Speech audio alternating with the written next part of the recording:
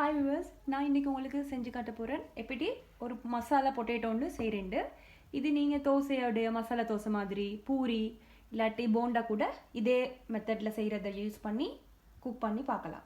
So நாங்கள் பார்ப்போம் இதுக்கு மெயினாக என்ன இன்க்ரீடியன்ஸ் தேவைண்டு.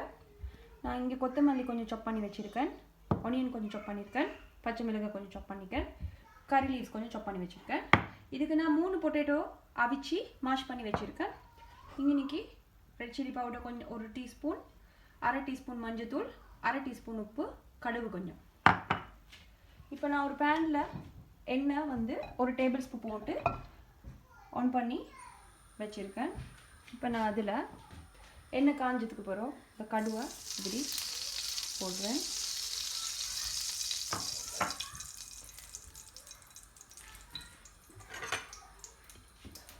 இது நல்லா இப்படி வெடிக்க ஆரம்பிச்சு போக்கல நான் கட் பண்ணி வச்சுக்கிறேன் ஆனியன், க்ரீன் சில்லி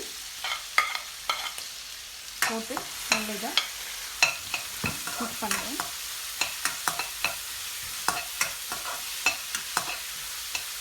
ஹை ஃபயரில் வைக்க தேவையில்லை, மீடியம் ஹீட்டில் வச்சு யூஸ் பண்ணுங்கள். இப்போ நான் அந்த கறி லீவ்ஸையும் போடுறேன், கொரியாண்டரை மட்டும் போடாமல் வைக்கிறேன்.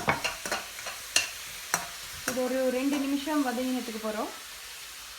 உப்பு 1/2 டீஸ்பூன், மஞ்சள் 1/2 teaspoon, red chilli powder 1 teaspoon. Red chilli powder உங்களுக்கு தேவைன்னா ஸ்பைசி குறைவாக ஒன்று வேணும் சொன்னால் வெறும் மஞ்சளும் உப்பும் மட்டும் மிக்ஸ் பண்ணிக்கோங்க. இது மிச்ச நேரம் வைக்க தேவையில்லை, இது கொஞ்சம் மிக்ஸ் பண்ணுங்க.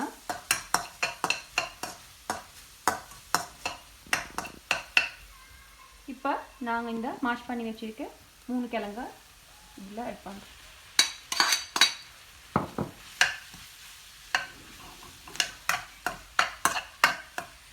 நல்லதாக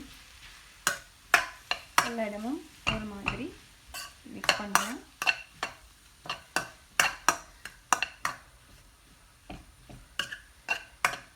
உங்களுக்கு பச்சை மிளகா உங்களோட காரத்துக்கு ஏற்ப போட்டுக்கோங்க. ஸ்பைசி கூட தேவையில்லைண்டா 1 போட்டால் போதும் சாப் பண்ணி, அப்படி இல்லாட்டி 2 போடுங்க.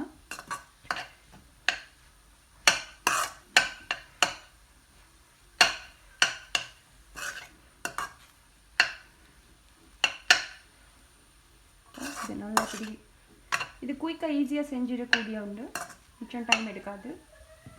இப்போ நான் சாப் பண்ணி வச்சுக்கிற கொரியாண்டரை ஒசக்கால போட்டு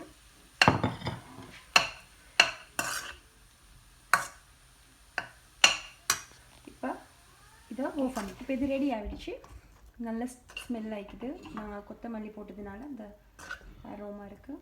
ஸோ இப்படி நாங்கள் இப்படி ஒரு பவுலில் போட்டு உங்களுக்கு இதை தோசை சுட்டு அதோட மசாலா தோசை மாதிரி செய்யலாம், இல்லாட்டி பூரியோடு சாப்பிடலாம்.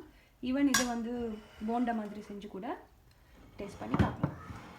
நீங்களும் இதை வீட்டில் ட்ரை பண்ணுங்கள், கண்டிப்பாக உங்களுக்கு இது பிடிக்கும். Quick and easy.